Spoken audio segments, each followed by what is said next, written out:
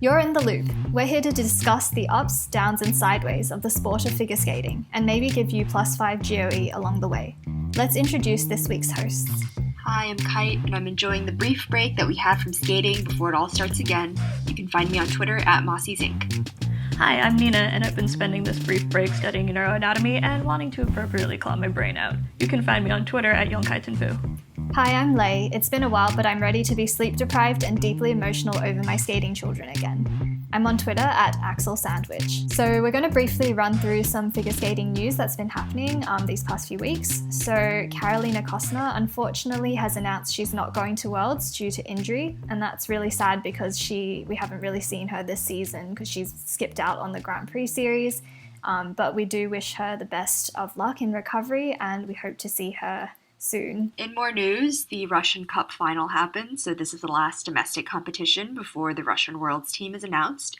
So for our winners, we have in ladies Yevgenia Medvedeva, in men Andrei Lazukin, in dance Tiffany Zagorsky and Jonathan Guerrero, and in pairs Alina Pepeleva and Roman Pleshkov. Russia also has announced their team for Universiade competition. For the ladies, they're sending Stanislava Konstantinova and Maria Satskova. For the men, they're sending Alexander Samarin, Andrei Lazukin, and Maxim Kovtun. For pairs, they're sending Alisa Efimova and Alexander Korovin, Anastasia Polyanova and Dmitry Sopot, and Alexandra Koshvaya and Dmitry Bushlanov. For dance, they're sending Sofia Evdokimova and Igor Bazin, Bettina Popova and Sergei Mozgov, and Anastasia Shpilovaya and Grigor Smirnov. Yeah, Russian ladies to Worlds is going to be interesting. I think the Feds announced that they're going to be announcing their allocations February 25th to 26th, so by the time this episode airs, we would have already known, but certainly will be interesting. Right now, it's honestly pretty up in the air. Yeah, there's about 4 ladies who could be on the team, and they have 3 spots. Don't envy whoever has to make that decision. Just hope they make the right one. Yep, and also by the time you're listening to this, you will have known who won the Challenge Cup, which is a Senior B competition happening in the Netherlands at the moment. But thankfully, we do know that Sota Yamamoto from Japan won the men's event, which is his second, I believe, senior victory since a very horrific set of injuries took him out of competition for 2 years previously. So congrats to Sota, I love him, so I just want to specifically shout him out. Also, Shun Sato and Yuhana Yokoi won the junior men's and ladies, so it's been a really good track record for Japan in this competition so far. And Minerva Haas and Nolan Siegert from Germany won the senior pairs competition. And there's no ice dance for some reason. So, and we're just waiting on the senior ladies, which also includes Wakaba Higuchi, who's returning to her Skyfall free skate for this competition. I don't think there's anyone who is sad to hear that. No, I'm so excited. Such a good program for her. I liked it so much more than the 4th season that she had. So yeah, Wakaba struggled this season a lot with injury. So she said in Japanese media that she wanted to return to a program that would give her a bit of confidence going in to next season. So fingers crossed she'll have a good skate. And in the last bit of news, Kaori Sakamoto from Japan has graduated from high school. So congratulations, Kaori. Yay! Her little video of her graduation was so cute. She was beaming like the sun, and she seemed to have a really good relationship with her classmates. So it was very adorable. What a performance. And you can see he is really struggling to stay upright. We're going to move on to our main segment now, and this requires quite an extensive disclaimer because we are going to be discussing the John Coughlin case and safe sport and everything that sort of went on in the last few months that has sort of been an undercurrent and developing story throughout the skating world. So disclaimer, this episode will cover sensitive and potentially triggering subject matter, including suicide and sexual misconduct, and we will be going into quite a bit of detail with regard to this.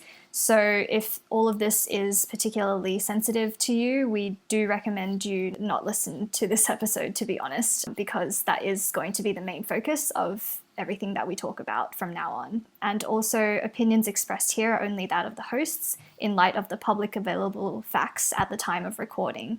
So any opinions on legal issues expressed in this episode are not to be taken as legal advice, and any factual inaccuracies are also unintended. And if you have any responses to this episode. In the Loop encourages the use of our official communication channels. For any corrections, we have a contact form available on our website, and the transcript for this episode is going to have links to sources for any articles or tweets that we cite. Just briefly before we get into it, a little bit of information about John Coughlin and the whole situation. So John Coughlin was a two-time U.S. national Paris champion, and he was also quite involved with skating events and in the skating community. So he was part of the ISU Athletes Commission, and he also worked with the U.S. Federation, the U.S. Olympic Committee, and was a commentator for figure skating events. And so in early December of 2018, some allegations surrounding sexual misconduct were submitted to Safe Sport, which is the national watchdog for sexual abuse in Olympic sports. And John Coughlin was given a restriction on participating in figure skating until the investigation was completed and the verdict would be known. And in the time afterwards, 2 more reports were submitted to Safe Sport. And as a response, Safe Sport and the USFSA suspended Coughlin from all official activities, and he committed suicide the day after the restrictions were put into place. So, of course, all of our deepest sympathies remain with his family and his loved ones during this time. The purpose of this episode was to really try and kind of have an in-depth look and hopefully objective look at the way this entire situation panned out and kind of give a bit of background understanding based on research that we've done on both Safe Sport and the response and just some issues that have arisen out of this really just unfortunate and really tragic series of situations. Especially because there was a lot of discussion in the days and weeks afterwards about the role of media, and as a skating media organization, we thought that it was an important topic to raise for our listeners. We are just going to walk through a brief timeline of events to get everyone oriented on what we're going to be discussing in this episode. So on December 17th in 2018, the first report against John Coughlin was filed with Safe Sport, and his eligibility to participate in figure skating was restricted just as an interim measure before the investigation had really started. And so on January 7th, Christine Brennan, who's a journalist for USA Today, published a first article reporting on that particular suspension being filed. And then on January the 9th, The Skating Lesson, which is a quite well-known American-based podcast on figure skating, commented on their Twitter, "Isn't it amazing how NBC and the USFS haven't covered or addressed the recent Safe Sport claims? They were busy covering important issues like Marissa Castelli not wanting to use the word retirement." So that, understandably, given TSL's following, brought quite a bit of attention onto Christine Brennan's article and the entire issue. And then on January 17th, Safe Sport and the USFSA suspended John Coughlin from all official activities, and he was not allowed to participate in any capacity with activities tied to the U.S. Figure Skating Association, the U.S. Olympic Committee, or any member national governing bodies. So quite a stronger stance than they took when the allegations first came out. And then also on January 17th, Christine Brennan tweeted an update saying, quote, "Safe Sport has just elevated his disciplinary record to interim suspension in the wake of what are believed to be more complaints against him." And that was the first time that the community heard that there might be more than one complaint that was filed. And then on January 18th, John Coughlin committed suicide. So this was one day after the interim suspension was handed down. And so after that, understandably, there was a series of social media responses from the skating community surrounding the incident. We'll be discussing this in more detail a little bit later, but there was a mix of skaters posting tribute to the loss of John himself. Some of them made reference to the alleged victims, such as Mervyn Tran, who's a US pair skater, and Tim Kaloto, who's a Japanese ice dancer. But also there were skaters who focused on acknowledging the loss of John himself, and this was met with a mixed response from the skating community as a whole. And then on January 19th, John's former coach, Delilah Sappenfield, launched a GoFundMe page for his funeral and legal expenses. And this also led to quite some mixed responses given the allegations that were against him. On January 20th, Safe Sport removed John Coughlin's suspension notice from their website and said that further investigation into the Coughlin case is quote-unquote unlikely. Yep, and Christine Brennan, the journalist who broke the news of the accusations, revealed that they were indeed related to sexual misconduct in an interview with The Skating Lesson, where she discussed the case and her obligations as a journalist to report the full story, regardless of how unsavory it might be. Also on January 20th, Christine Brennan reported for USA Today that following the first complaint, there were 2 more complaints filed, both reportedly by minors at the time of the alleged incidents of misconduct.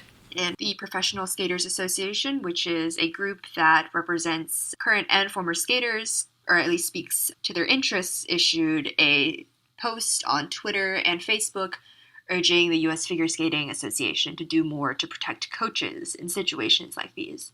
Also, on January 20th, the Skating Lesson took down their Twitter, Facebook, and Instagram accounts and made all of their past videos on YouTube private from the past year, and Dave Lease of the Skating Lesson canceled his trip to U.S. Nationals, and on one of their personal Twitters announced that it was due to them having reportedly been receiving death threats due to their coverage of the case. So on January 24th, US skating officials made a statement that it was imperative for the US Center for Safe Sport to complete its investigation of Coughlin and encouraged it to hire a third-party investigator or outside counsel to provide assistance. So this was also during US Nationals. And then after US Nationals, the Skating Lesson reactivated all of their social media accounts, with the exception of the interview with a Safe Sport representative, which as of recording, still has not been reposted. And then on February 12th, most recently, Safe Sport announced that they will no longer be investigating the John Coughlin case because there is no longer a threat to safety. So the 2 controversies that arose out of this that I think we're going to try and focus on this episode are firstly issues around Safe Sport's investigation approach, and secondly, the skating community and media's response to the issue as it broke, which I think were kind of the 2 main themes that arose out of all of the mixed responses to the John Coughlin case. The first thing to talk about then would be Safe Sport itself as a body. I think it's important to have a better understanding of what it is because it is quite a complex organization and there's a lot to understand about how it's run and what sort of challenges it faces, and not to have either a very negative and demeaning view on it and also to not hold it up as this angelic body that does like everything perfectly either. So in 2010, the US Olympic Committee created a working group for safe training environments to try and focus on figuring out how to cover misconduct in sport and how to deal with it. And then based on the working group in 2012, they launched the Safe Sport Initiative, which was meant to be an abuse prevention program working with different NGBs and multi-sport organizations, and it was intended to be like tailored for the different sports. And then in 2014, the U.S. Olympic Committee approved the creation of the U.S. Center for Safe Sport, which is an independent entity designed to basically run the initiatives that they wanted to run, like education programs, investigations, and adjudication of sexual misconduct claims. And then participation in the entity, which fully launched in 2017 March, is now required to be a member of the U.S. Olympic Committee. So there are sort of 3 broad issues we're going to touch on about Safe Sport as an organization. So the first being independence, the second being its power and processes, and the third being funding and manpower. So Safe Sport is fully funded by the U.S. Olympic Committee and national governing bodies, or NGBs, which are the entities that oversee individual sports that are part of the U.S. Olympic Committee. And the organization is tasked with investigating issues within the sports that are part of the USOC. So there is quite a wide perception of conflict of interest due to the fact that Safe Sport is supposed to be investigating issues within the body that gives it all of its funding. So what may help is a clearer idea of Safe Sport's processes, which can all be found in its various policies and procedures papers available online. So the first thing to understand is that Safe Sport follows a series of rules called the Safe Sport Code. This is not a law, although it functions beside the law and can sometimes overlap with it. So for example, in cases of alleged child sexual abuse, the people who hear that account have separate dual obligations to both report to the center and also to the police under US law. So Safe Sport also has exclusive right to investigate sexual misconduct, which is a broad term that includes a bunch of offenses to varying degrees of severity, including assault, stalking, and harassment. Under the Safe Sport process, anyone can report and they can do so anonymously. But under Section 3B of the Policies and Procedures, The office will undertake a preliminary inquiry to determine if there's a reason to believe the individual violated the code, and then if there's reason to do so, they may initiate proceedings, including undertaking interim procedures set out in Part 5. This includes suspending the accused from the sport, and it may include a hearing in which the office may determine if there's reasonable cause to impose interim measures.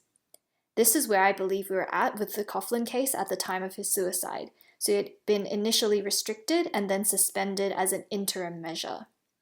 So I know it finishes here for Coughlin's case, but if the office determines that a formal resolution process is necessary, then it will appoint trained investigators to investigate the case. Then, if found guilty, Safe Sport may hand down sanctions under Part 6, which can include permanent bans from the sport. Now, following on from that, if the accused or the accuser wants to challenge this ruling, they can submit a request for arbitration. Now, bear with me here. Arbitration is a form of dispute resolution, but it's not a legal process, which generally tends to make it faster. It's usually private and it's less expensive than a court trial, which is why people use it. And the standard of proof for arbitrations is generally lower around things like what kind of evidence can be heard and follow their own rules, which are not laws. But it's important to note that this doesn't mean that arbitration isn't legitimate. It just means that arbitrators don't have the same amount of power as a court to make parties do certain things to prove their case. So we'll take you through a brief example, because in April 2018, Lindsay Gibbs, who's a sports journalist, reported that John Lopez and Stephen Lopez, who are prominent Taekwondo athletes and coaches, were found guilty of sexual contact with minors as a result of a Safe Sport investigation and were permanently banned from their sport after that investigation and ruling. The accusers were actually named, so unlike here in the Coughlin case, but the brothers challenged this ruling in arbitration, and Safe Sport lost the case in arbitration. So this actually meant that, just like an appeals process in a court, the ban was overturned, and the brothers were allowed to resume coaching only months after they'd been explicitly found guilty of multiple counts of sexual contact. So one of the key reasons for this ban being overturned in arbitration was because in arbitration, Safe Sport didn't present testimony from the people who accused the brothers, or any witnesses with first-hand knowledge. They also couldn't present sworn testimony under oath, which is generally considered reliable evidence, and this all contributed to weakening their case. So the reason why, though, they didn't have that first-hand account was because those accusers were suing Safe Sport, the US Olympic Committee, and USA Taekwondo in a civil lawsuit in court for obstructing investigations. So specifically, they called out Safe Sport for suspending investigations, their own internal ones, so the accused athletes could compete in the 2016 Rio Olympics and 2017 US Nationals. So there are a lot more details in the article, but essentially the accusers were saying that Safe Sport had mishandled the process by not having their best interests in mind. And so that's sort of why they didn't provide the evidence that could have helped Safe Sport contest the arbitration case that the brothers were appealing, and ultimately that all led to the ban being overturned. So in a Deadspin article, they reported in July 2018 that the overall budget for Safe Sport was only $4.6 million. So a point of comparison, so like the anti-doping agency, USADA, had total expenses in 2016 close to $20 million, so it's like 5 times more. And in this article, which again we'll link, mentions several aspects of Safe Sport that are complicated and make investigations more difficult. For example, organization is apparently understaffed and underfunded, and there isn't a lot of uniformity in the arbitration process. For example, from 2017 March to the time of publishing of that article, the U.S. Center for Safe Sport issued 365 final decisions, including making 262 individuals permanently ineligible, but of those, only 11 went to arbitration. For the record, the arbitration supported the accusations of violations in 8 out of those 11 matters, but that's a very small percentage. And between March 2017 and April 2018, the Safe Sport Group had received more than 800 complaints, covering 38 out of the close to 50 national governing bodies. And as of June 2018, Safe Sport only had 14 employees. They had 5 full-time investigators, 9 extra investigative staff and 7 external contracted investigators. Yeah, so this really does raise 2 key doubts about Safe Sport. Firstly, the centre's capacity to fairly investigate, given its conflict of interest in both the bodies that give it funding, and also the fact that, as we see in the Taekwondo case, Safe Sport has simultaneously had to advocate on behalf of the accusers while defending itself against the accusers' accusation that they aren't handling the situation properly. So essentially, they're advocating against the appeal for the accusers, who are actually refusing to help them because they claim Safe Sport had already screwed up the investigation. So as you can imagine, it's basically a mess. And the second related question is sort of, what is their capacity to properly investigate? Are Safe Sport given enough resources, funding, and power in general to gather reliable evidence at any stage of either the investigation or the arbitration and appeal? And I think the answer, based on what we've heard, is not really. But essentially, this question for me is still, is this body, having this body, better than nothing? A lot of the discussion about Safe Sport and Safe Sport's ability to be impartial or to properly investigate claims and their ability to enforce claims given that they don't have legal weight is very reminiscent of a lot of the debates going on about sexual misconduct boards in universities. And these are definitely topics that people are discussing with that, because the issue of not having legal weight has come up in multiple investigations in that case. I think it's just interesting to note that this is something that people are struggling with in many realms of how to investigate things in extra legal manners. I think the rationale behind this idea of forming an independent body kind of specifically tasked with the mandate of investigating sexual misconduct is ultimately still a good one. I think it acknowledges that situations like sexual abuse, especially when children are involved, require specific expertise and understanding of things like grooming and how not to trigger PTSD in survivors, and just a general sensitivity around the topic that the law is often not so flexible on. But I think it's really worrying that in situations like sexual abuse, where the reliability of evidence and evidence gathering is so crucial, that the organization doesn't have a lot of power in that area. And it's also worrying for me that allowing accused athletes to compete in their events merits suspending an investigation for so long. It took 3 years, and it just makes me question their priorities here as an investigative body. And it's admittedly a very lofty mission that they've been given, and it really isn't one that you can just realistically expect an organization with like $5 million in funding every year and covering 50 or 60 sports to sort of do with the amount of rigor that they would have to apply in what you hope would be their investigation of any claim that is brought to them. I think another point that people have brought up in favor of having a independent body to investigate these is that they can move faster than legal investigations. Yeah. For example, being able to take interim measures as Safe Sport does. Yeah, absolutely. It's, a court process, and trying to file with a lawyer is a costly and long process, and not one that, a lot of people can afford or can resort to as their first point of call. So in that sense, having sort of a body that is visible as sort of the representative body for these sorts of situations of sexual misconduct, I think is something that is dearly needed in these spaces. But yes, inevitably, there are definitely things to be aware of when it comes to this organization and the various conflicts of interest and issues that they do encounter in their day-to-day processing. So kind of to bring this episode back to the focus, which is John Coughlin and the accusations against him, we're going to talk for the rest of the episode about the social media and media responses and responses from the skating community regarding this case. So the main source of controversy was the skater and the figure skating fandom response. So you can basically break them down into 3 key groups. In one group, you have the defenders of John Coughlin. In a second group, you have skaters who posted tribute posts on social media to John Coughlin and expressed generally positive sentiments about him without addressing the allegations against him. And then in the third group, you have kind of the rest of social media.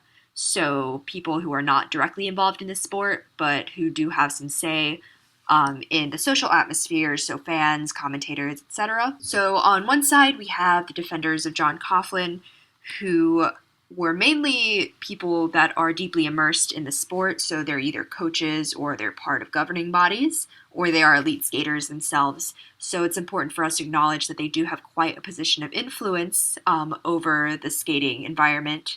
And so their response sets the tone of the discussion and has a much bigger impact on shaping the organizational response than anything that's said on social media, which does have more people, but is by definition more scattered and has less direct influence in what happens in skating organizations. And so within this group, one of the biggest subgroups was Delilah Sappenfield, who is the former coach of John Coughlin, and the Kinnerums, Chris and Alexa, who are U.S. paraskaters, and who very vocally supported him on Instagram and on Facebook, and very staunchly defended his innocence before the true nature of the allegations was known. So Chris Kinnerum did engage in some dialogue on Twitter with users, just figure skating fans who were commenting on the situation, and basically said that we couldn't jump to any assumptions. And he did make some strong implications that the allegations didn't really have any weight to them, and then others who were supporting John Coughlin on social media also did use some rather damaging language, for example, calling the accusers liars. And then there is the matter of Delilah's GoFundMe description, the crowdfunding effort to collect money for John Coughlin's funeral and his legal expenses. And this is a quote that's lifted directly from that GoFundMe, in which Delilah wrote, quote, "John lost everything: his name, reputation, his ability to earn a living, and what he loved most, skating. Words on social media can be just as powerful as a bullet."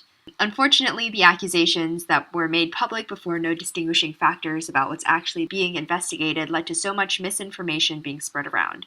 For John, this was too much. He wanted to be heard, but couldn't be and wasn't allowed to be. So I think this touches on one of the key criticisms from Coughlin's supporters, which was that he was denied kind of the chance to be heard. He was denied due process, presumption of innocence, and it places the responsibility of his suicide, or part of it at the very least, to the media outlets and the social media responses, which is what they claim sort of drove him to take that final step. So I think what we'll be doing now is to kind of break that down a little bit, because it is quite like a loaded accusation, essentially. And so Nina's going to maybe start with one of the key accusations that is contained within a lot of the criticisms on various social channels, including Twitter, Instagram, and Facebook, and all of these GoFundMe pages as well. So one of the things that many of his defenders brought up was that there were no details given about the accusers, the people who filed allegations. There was no information about their gender, whether the incident had allegedly taken place in the present or in the distant past, which would affect issues of age, for example. And they felt this viewpoint was imbalanced. That being said, it's important to remember that generally allegations of sexual misconduct are anonymous to protect the victims while investigators look into the cases and see if they hold merit. Furthermore, this is especially relevant in a sport like figure skating, where it's very close-knit, and someone who makes an allegation could feel very uncomfortable, like having people know who they are, especially if the person is still a minor, for example. It's good to give alleged victims that support while they're being investigated. And the second of the three key accusations is the belief among some supporters of John Coughlin that the media coverage of the case actually drove him to suicide by publishing the details of the case before the full investigation results were released. So this information, of course, was publicly available and widely circulated on social media. So basically, journalists like Christine Brennan and then fans and podcasts like The Skating Lesson spoke out about the John Coughlin case before the community really knew exactly what the nature of the allegations were.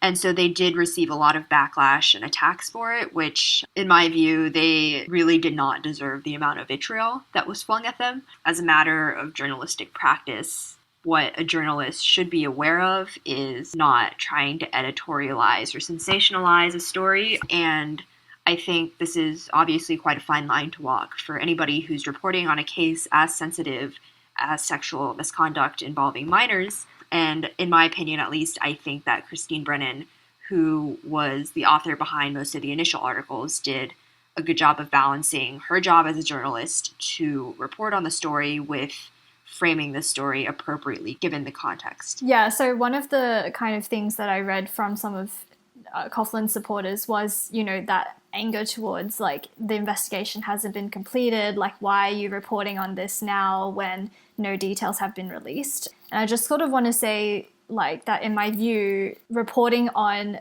like, an alleged investigation is something that happens all the time when it comes to legal cases, when it comes to investigations into all sorts of issues, such as, a robbery, a murder, a terrorist attack. Like, there are processes in which people are named in that entire investigation process. And I think it seems unrealistic to say that anyone whose name is published in relation to an alleged situation that happened is automatically deemed to be, like, guilty, or that article is deemed to be defamatory, because I think it's understood that there is some cause for them to be tied to that case and for them to be named to that case, but that doesn't equate to an accusation, that doesn't equate to a condemnation until they've gone to trial. So just as where those USA Today articles by Christine Brennan were initially published was just stating the fact that there was an investigation, there was an interim restriction that was filed. It didn't attempt to paint the story in one way or another. And so I do question the accusation that that was not allowed or defamatory in some way. Additionally, if I remember correctly, it wasn't that Christine Brennan made public information that was private. It was available if you went onto the Safe Sport website and looked at who was suspended. Yeah. What they specifically felt was that she drew attention to it, but the information was out there and it was publicly accessible knowledge. I think that the information on the Safe Sport website just listed a suspension, and I don't believe it had any details about what the allegations actually referred to. And so I believe that Christine Brennan was the first journalist to come out and say that, yes, the allegations were of sexual misconduct, and then later confirmed that some of the accusers were minors. And I think that was what led to quite a bit of backlash, given how sensitive of a topic that is, and given the closeness in time of this case to some other very noticeable and high-profile cases in sports where children compete, like just a couple years ago, the Larry Nassar case. And I think that definitely played a role in how vigorous the response was. I think that's fair enough to say, but I think if you look at Christine Brennan's January 7th article about the eligibility restricted by Safe Sport, it doesn't actually state anything about the details of, like, why he was suspended. When the news came out, she was saying that he was suspended, but she didn't say until after he had committed suicide, and she was releasing more information that it was allegations of a sexual misconduct nature, as well as the information that they were minors. That those both came out posthumously. But I do remember that, at least from an online perspective, I think because these things didn't happen in a vacuum, because I think the spectre of Larry Nassar and all of those cases is still very much alive in the minds of sporting fans, that I remember at the very least when they were coming out that there was definitely a section of the community and,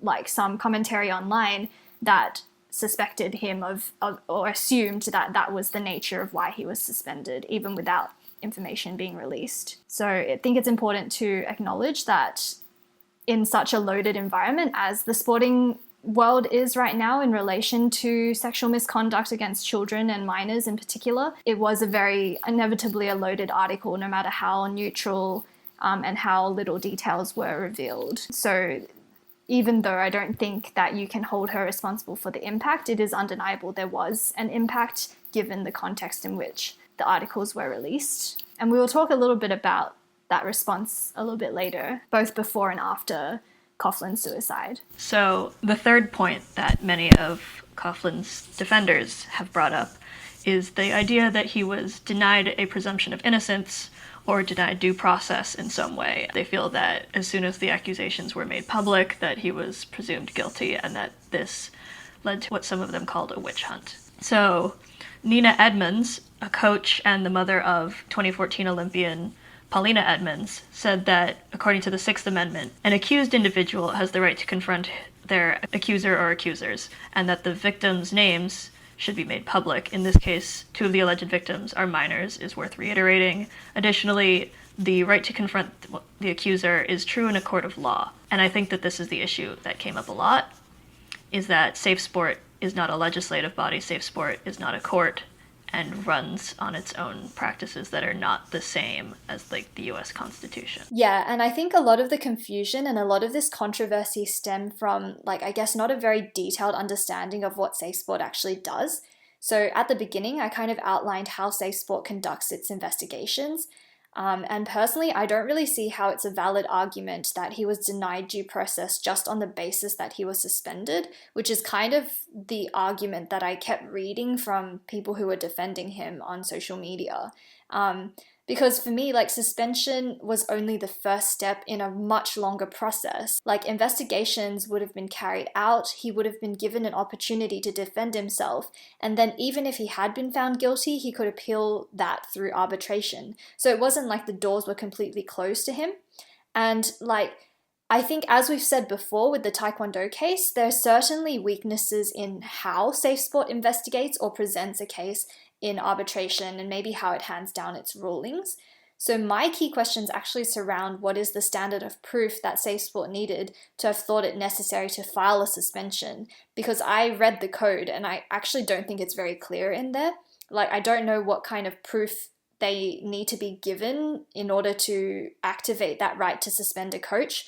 And like, do the accusers have to give a testimony under oath? Do they need to give any evidence? Like, I genuinely am curious, because at least from reading the code and the procedures, like, I don't think that's very clearly outlined. But ultimately, I think it's hard to argue the mere step of suspending him was some abusive process. Like, I just don't see where that reasoning comes from. And continuing to kind of hammer home the point that Safe Sport is not a legal body, it's not required to follow the same criteria to prosecute a case in a court of law. So their standard of proof to enact interim measures in the wake of an allegation is called reasonable cause, and they follow what is called fair process instead of criminal due process. So basically, if they believe that there is reasonable cause based on their internal investigations to question the safety of the environment in which the accused is working, then Safe Sport does have the right to deliver interim measures to ensure the safety of the athletes who are also in that environment. And so this, again, is quite different from, having someone being brought into a court of law and basically the prosecution having to prove that they are guilty of what they're charged of. And like Lei just said, the interim measure was just the first step in what would have been a hopefully thorough investigation into the allegations that was not able to continue, but Safe Sport was following their standards for the investigation of this case. I also just want to add that personally, I think it's worth noting that even if this had been a legal case, people are arrested and then held or released on bail before trial. Like, it is not unheard of for situations to be taken to that can affect the individual that's accused before a verdict has been handed down, simply as a matter of safety and as a means of furthering an investigation. Yeah, so sort of building on that point then, like, the reporting that has happened and the fact that these interim measures were carried out, I think does not mean that he was denied due process. It actually is an indication that due process was being carried out. And, due process isn't a situation where you are not allowed to investigate until all the investigation details are, like, all gathered and released. There are definitely measures to be taken in the interim before all of that stuff is compiled for the protection of athletes and for the protection of, the safety of those who the accused may further affect. So it's just important, I think, to make that distinction that this was not the conclusion of an investigation, it was the beginning. And so accusations about being denied that fairness and being presumed guilty should take that into account. I think before as well, when we touched on the fact that as journalists and as media, the primary duty is to, when publicizing accounts of these cases, to be wary of language that editorializes and puts forth a particular viewpoint about a situation. And so, like, while we can have a look at the tone and the language that was used to report the initial findings of Safe Sport and that initial interim suspension, I think it's also worth noting that not all media outlets do that. And so in contrast, if you want an example of editorializing language that is very damaging to one particular side, I think it's worth noting a recently released Kansas City Star article about the entire case. So to kind of summarize what was said in this article, basically the blame for John Coughlin's suicide was placed on Safe Sport for the investigation that they conducted or were beginning to conduct and the response on social media following the fact that allegations had been filed against John Coughlin. And it does quote some members of John Coughlin's family in kind of backing up the accusation that the organizations around him and the people around him played a role in the fact that he chose to take his own life. And, his family and his loved ones are grieving, understandably, and so it just seems like they're still coming to terms with it and kind of trying to rationalize the sudden and very tragic loss of someone who was close to them. On the other hand, for this to be the position of media outlets and journalists is, in my opinion, pretty inappropriate. Because, as we already mentioned in this episode, journalists are individuals with unique power and influence in the community, and it's their job to ensure that, yes, they report the facts, but that they report the facts without injecting personal biases or sensationalizing the case, especially when it's a topic that's as heated and as sensitive as this. But for a newspaper reporter to place the onus of John Coughlin's suicide on an institution, Safe Sport, that is primarily designed to protect athletes and minors from abuse, simply because it was carrying out the tasks that are prescribed to it and that they are very open about their investigative process, I think it sends a pretty dangerous message to the rest of the community following this case that it's acceptable to hold accusers responsible for how the accused chooses to act and react to the allegations. And again, not to draw too many kind of unnecessary parallels, but we saw with gymnastics in the Larry Nassar case that the fact that he was able to continue his abuse of many young gymnasts is because of the fact that they weren't believed when they approached their coaches or they approached other people in positions of power to report the fact that they were being victimized and abused by this trusted team doctor. And so that kind of attitude is already out there in the sporting community and among minors who participate in elite sports. And perpetuating that viewpoint, I think, does not do anybody any good. Yeah, I think the way that the article kind of frames the entire case by kind of putting it as a situation where Safe Sport takes the entirety of that responsibility does tip that reporting objectivity and neutrality into a state where you're impliedly then accusing like one side or another of having the main bulk of responsibility for the situation. So yeah, I definitely think that it's a situation where media outlets need to be mindful, I guess, of the kind of language that they use to frame the stuff that they're reporting.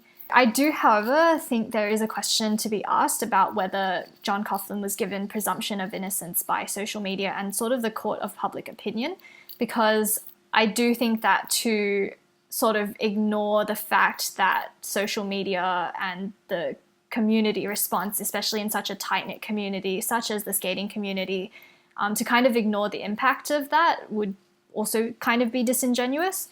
So I think that at the same time that we acknowledge that the voices of those such as, you know, renowned coaches and elite skaters have a greater impact due to like their greater position of influence and power over the skating community, I think at the same time, we can't ignore the fact that social media backlash and the kind of the nature of the conversation being held in response to all of these revelations probably did have an impact on both Coughlin himself, the victims, and everyone that is involved in this entire situation. So some people have talked about the fact that they felt that the reactions on social media after the revelation of his suspension were rather knee-jerk, given that there wasn't any more information about the nature of the ban nor any details of the allegations. And it is unfortunately common in these sorts of situations, but it is worth noting that a lot of times people can have very black and white interpretations as soon as they hear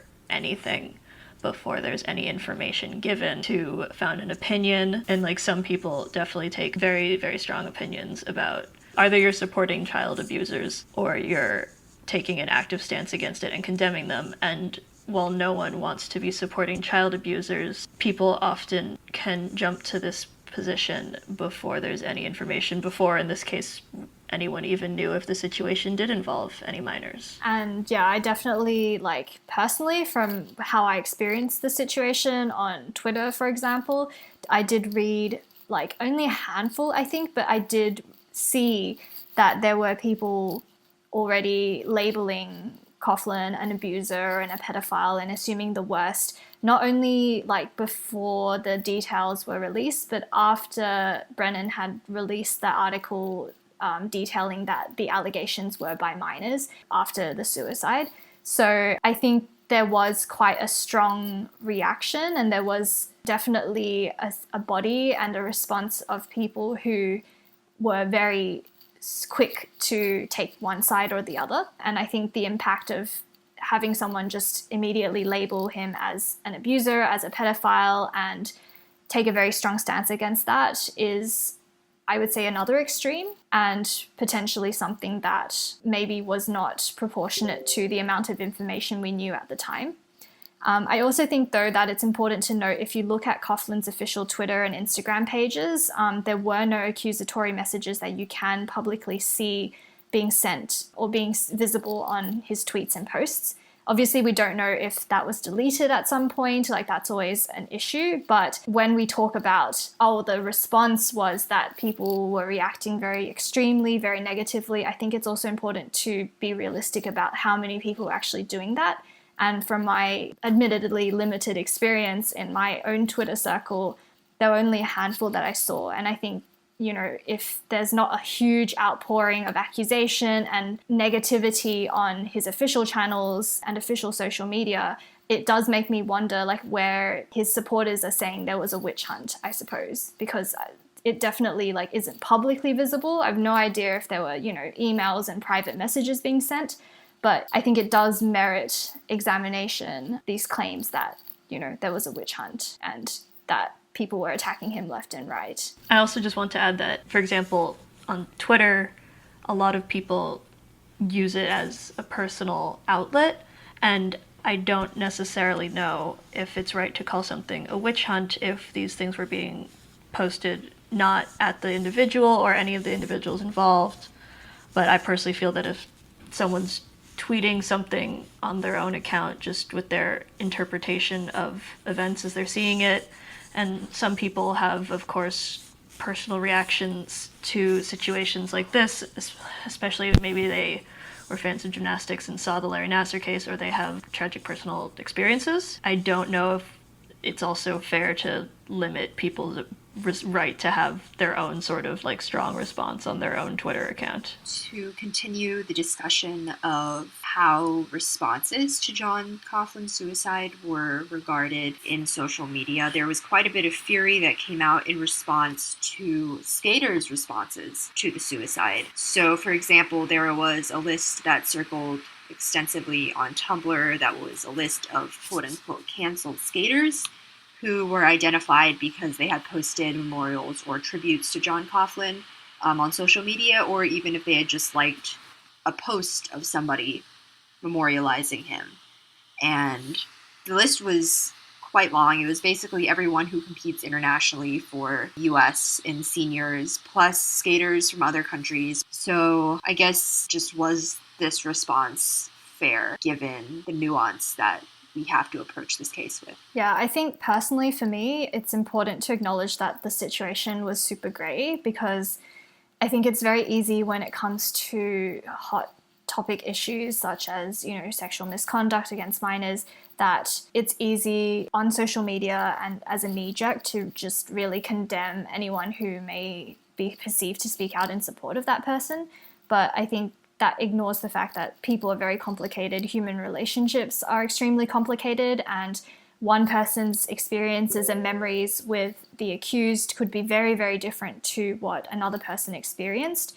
And I think, especially in the wake of tragedy such as suicide, people's emotions for someone they knew personally and who they considered a friend don't just switch off that easily, even in the face of very horrific accusations. So I do think that it was a situation where to just simply say that interacting, being sad, or posting commemoration of a skater that had taken his life that, someone personally knew, and sort of automatically equate that with being in support was, I think, in my opinion, was a bit extreme. And one of the points that people who were holding skaters accountable for not addressing the allegations more directly is that they were saying basically the skaters were guilty by not addressing the concerns, that is, the allegations against him. And it suggests not talking about the accusations inherently means that you're supporting the accused, which I think, again, is a very black and white way of looking at a situation that has all kinds of layers and nuance to it. I just want to add, before we get into talking about how skaters or anyone who knew him personally may have reacted and what we can take away from those responses, while I agree that I think there is nuance there in terms of how people mourn, I don't think that the existence of the list that was circulated is necessarily a bad thing, because I, again, recognize that there are people who may find the topic very triggering and want to just avoid anyone whom they feel is being supportive, and I think that there's discussion to be had about what merits inclusion on that sort of list, but for people who want to know what to avoid for the sake of their own mental health, there is benefit in that. Well, the list actually, I think, was not quite as black and white as it sounds by just talking about it. So basically the person who compiled the list broke it down into, people who made a tribute post, or people who, just said something like, rest in peace, something like that. People who were kind of reflecting on their own memories with John. And then there were a handful of individuals who did come out and say basically that the accusations were false, full stop.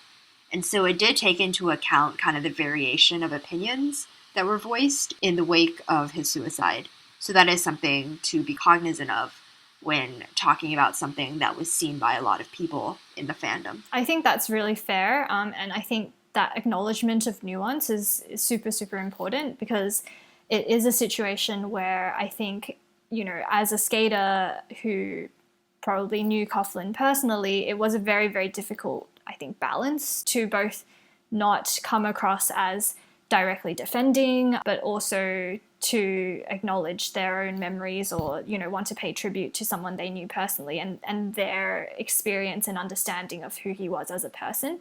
So among the skaters, I think Mervyn Tran, a US pair skater, was particularly good at balancing both his own memories of his relationship with Coughlin, but also acknowledging that his mourning and his response is, I guess, mediated or caveated by these accusations, and that he wanted to also make clear that he stood with any victims of sexual misconduct and sexual abuse, and that he acknowledged the complexity of his feelings. And I think he was one of the first as well to post that kind of response. And I just want to sort of point out that that was like a particularly well-balanced way of kind of striking that middle ground in a really complicated situation. I think another thing that some people have brought up is the fact that while many individuals lost someone that they considered a friend and have absolutely the right to mourn that, and mourn the man that they knew outside of what may have been happening beyond their relationship. I've seen conversation around the idea that not every skater or coach or involved individual had to mourn publicly, and some people feel that choosing to do so, especially when it came out as there was a lot of fervor going on, could be seen as taking a stand in viewing the situation as ripe to share your memorial tribute instead of mourning privately or with others in the community that you know in person. Yeah, I think it's a really complicated question there, because I definitely do see that query of, if you choose to speak out, given the context in which it's happening, is that really just as innocuous as like, I just want to pay tribute, or can that be interpreted as taking a stand, even if it was originally intended to just be like a straightforward tribute? I think it all boils down to it's really complicated. I don't really know that I'm comfortable, I guess, dictating how people should mourn and how they should memorialize the loss of somebody who they personally knew, and how they should seek closure, because that is an intensely personal decision, I think. And again, this is a complex story with a lot of layers. And at the heart of it, I think for the skaters who knew John personally, is that it is a tragedy to them. And I think that in kind of evaluating how they responded to it, we need to appreciate that there's a difference between posting something just in remembrance of a life lost, even if you didn't really personally know him. Like, I know some skaters just posted a black screen on their Instagram stories that said like something like "rest in peace."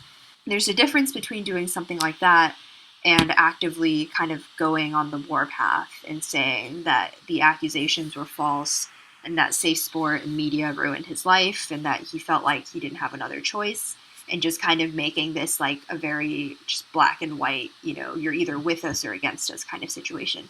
And I think especially in a case like this, that's a nuance that we really need to appreciate.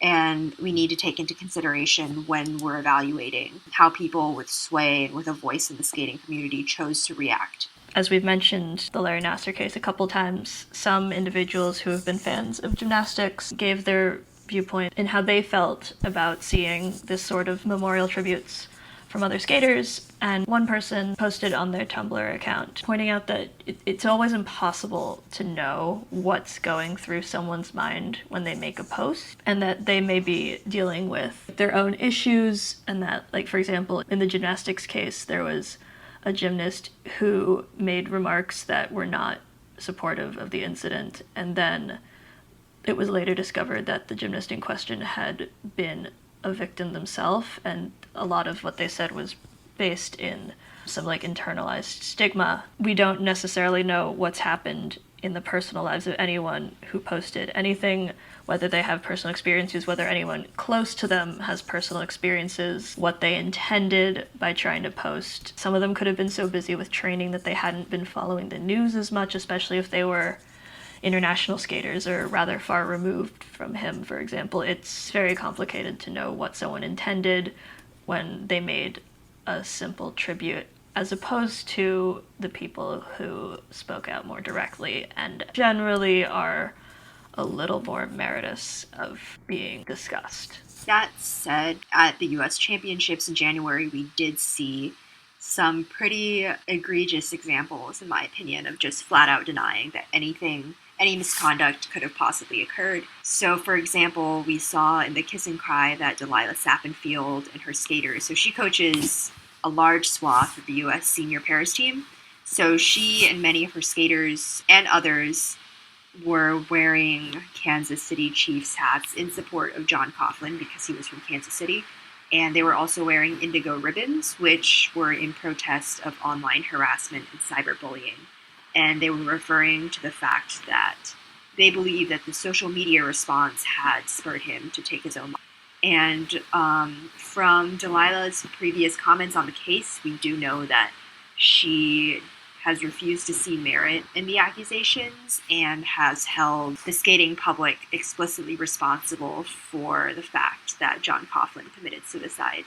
And so that is the flip side of the coin of trying to approach the skaters' responses with some nuance, is that there were very public displays by prominent members of the skating community of just erasing the possibility of truth in the accusations. I think it's really important to be mindful of like how that would have read to those who had accused Coughlin of sexual misconduct, because there's a balance to be struck between the right to mourn, a dear friend to them and the loss of his life, but when you are carrying also that tribute and impliedly saying that the only reason he took his life was because of that online harassment and bullying, and denying that there's any credibility to the claim, even if it's not explicitly said that, I don't believe the accusers, but even those actions of unquestioning support for one side of the party is essentially like, it would read as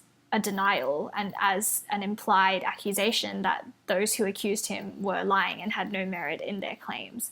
It's an underlying theme in why abuse cases and why these types of cases are so difficult to investigate, because this tradition of, I suppose, silencing the voices of the victims and impliedly kind of accusing them of being the liars and not believing them is just a repeated theme that we'd seen in many cases in the past, and is a reason for why these cases can sometimes be allowed to carry on for years and years. Not even just silencing them, wearing ribbons in protest of cyberbullying and saying that they felt that his death was in response to the social media outcry is like putting blood on the hands of these accusers. So I think as a whole, the approach of only attributing the death of John Coughlin to one cause, or refusing to acknowledge that there was any grounds for investigation, that is definitely the other extreme of taking his side. And it's, I think it's really, really important to acknowledge that this sort of behavior doesn't happen in a vacuum, and it definitely contributes to the apprehension that a lot of people feel about coming forth with allegations, especially against very beloved and prominent figures in the skating community. And to see that kind of vehement and very extreme response from his supporters, I think definitely doesn't create an environment where I think further accusers may feel comfortable coming out and speaking up. So just in comment on the way that conduct was handled, I think it was very much a contributing factor to that feeling of hostility towards the accusers, and also what sort of merited a bunch of skating fans creating kind of a teal movement in support of the accusers in response. So that was definitely a thing at US Nationals. And even at Four Continents, I believe there were both ribbons and people wearing teal in support. So this goes into what this says about US skating culture as a whole. So Delilah Sappenfield, like all coaches who are recognized by the USFSA, is a mandatory reporter of sexual abuse to Safe Sport. And so the fact that she is coming out now and saying that, the allegations against John Coughlin were false, and holding the skating public and social media and Safe Sport responsible for his death is quite a troubling aspect of this case, to say the least. I think especially given that no evidence came out as well, like there was no further information. I think that's what was the most kind of confronting, I guess, about that degree of her response, was like, at least publicly, like we didn't know anything that she knew, and there was that degree of response just based on what was reported. Yeah, so we obviously don't know what she knew about the case or how much she knew about the case, but at least Safe Sports seemed to think that there was some credibility in the accusations, hence why they put forth those interim measures. So it does raise the question of how much Delilah was aware of, and the way that she chose to perform her job as a mandatory reporter to Safe Sport. And what it says about the culture of people who are supposed to be mandatory reporters, and whether or not they're creating an environment that fosters making people who may have something to report comfortable. So the final sort of segment that we kind of want to move on to, I guess, is where do we go from here, and kind of looking into the future. So one of the things that I felt very, very strongly about in Safe Sports' response, at least, was that insistence that now that Coughlin is unable to provide any defense, that there was no threat, and that this warranted the cessation of any further investigation. And for me, I think that's one of the most difficult to understand approaches of Say Sport in this entire handling of the investigation. Because I think even from the very beginning, as soon as Coughlin's suicide news came out, it was a situation where they were like, now that the threat is over, there is no reason to continue the investigation because the source of that threat is no longer here.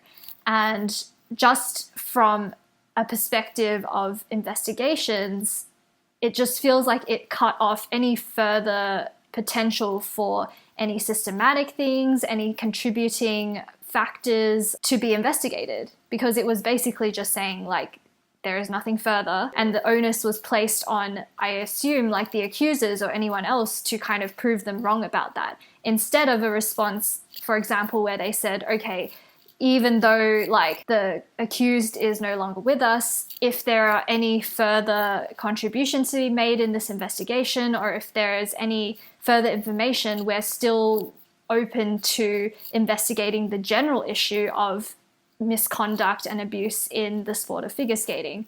I think personally that kind of tone would have opened the doors and created a more welcoming and supportive atmosphere for anyone who, even unrelated to the case, but maybe anyone for whom this case may have triggered some memories or triggered like, you know, an indication that there was a body willing to listen. I just think that their response of cutting that off was very damaging from the perspective of anyone who has suffered from abuse and sexual misconduct. To me, at least, when they say that they're going to no longer investigate because there's no longer a threat, it also sends, at least what I interpret, sends the message that you interpret these cases not just to find out the truth, but only to stop the situation from happening. And like, obviously it's important to stop a situation from happening if something's going on, but it provides no justice, it provides no closure in the situation. Even the USFSA said that they heavily encourage Safe Sport to continue the investigation, not only for any potential accusers, but also, as Nina said, as closure for the accused. And by kind of dropping the investigation halfway and leaving the accused's supporters and family to basically still be at a stage where they're insisting that he was driven to suicide by the mishandling of the case and by the media response, and then also denying like any further information to be coming to them from anyone else, it's just like it was the worst of both worlds, essentially. It provides no closure and it leaves this entire situation as kind of a lingering question. And I think it also ignores the fact that, as the Nassar case has showed us, like sexual abuse and abuse of power in many situations doesn't happen in a vacuum. It's not a one-off case most of the time. It's often aided and abetted by systematic weaknesses within organizations, you know, ways of people reporting abuse, the way that abuse claims are handled. It's all kind of wound up. And I think to just say that because the accused is no longer with us, that there is absolutely zero threat, it blows my mind. I can't kind of emphasize this enough, but I think it very much misses the point that these things don't happen in isolation. And I think finally, the one thing that we just want to briefly touch on, given that there was no kind of further concrete information released, was this idea of like emotional and mental support for all parties, both the accusers and the accused. So, you know, it's always going to be a question mark of like not knowing how things would have turned out had the investigation continued on. But it seems very clear that in situations as complex as this one, where you have a side of people defending the accused, you have people like with past history and with very strong opinions about the subject matter in general, speaking their minds pretty blatantly on social media and speaking out in support of the accusers, where you have, you know, a governing body that in itself is not perfect and struggles with its own issues. I think it's so important in these situations to acknowledge that like there is such a need for people to be measured and for there to be support on both sides. so that situations like this that just simply end in tragedy and with unresolved questions on either side don't happen. But it, again, like we've said, like as a theme throughout this entire episode, it's incredibly, incredibly complicated and nothing is clear, nothing is black and white. And so as people responding to a situation like this as outsiders, but also if you're a skater involved in the situation, it's just a question of like, how does one respond and what sort of things should we be considering and keeping in mind when confronted with facts and situations like this. Thank you for listening, and we hope to see you again for our next episode, which will be about the World Junior Championships. If you want to get in touch with us, please feel free to contact us via our website, inthelowpodcast.com, or on our Twitter or Tumblr pages. You can find our episodes on YouTube, iTunes, Google Play, Stitcher, and Spotify. If you want to help support the team, then please consider making a donation to us on our Ko-fi page, and we'd like to give a huge thank you to all the listeners who have contributed to our team thus far. You can find the links to all of our social media pages and our Ko-fi on the website. If you're listening on iTunes, please consider leaving a rating and a review if you appreciated the episode. Thank you for listening. This has been Nina, Lei, And Kite. See you soon.